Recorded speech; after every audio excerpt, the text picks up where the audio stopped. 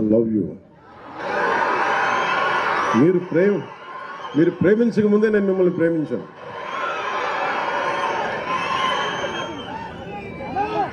అంటే నేను ఇందాక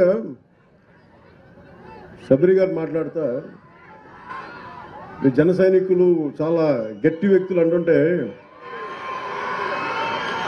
అంటే ఎంత గట్టిదనం లేకపోతే వీర మహిళల్లో కానీ జన సైనికుల్లో కానీ, అంటే ఎప్పుడు కూడా గెలుపులో నేను మనుషుల్ని లెక్కించను. నేను మనుషుల్లో గెలుపుని విజయం డబ్బుని లెక్కించను. కానీ కష్ట సమయంలో నువ్వు ఎలాగున్నావు, కష్ట సమయంలో మీరు నిలబడ్డారు, బలంగా మమ్మల్ని అందరినీ నిలబెట్టారు.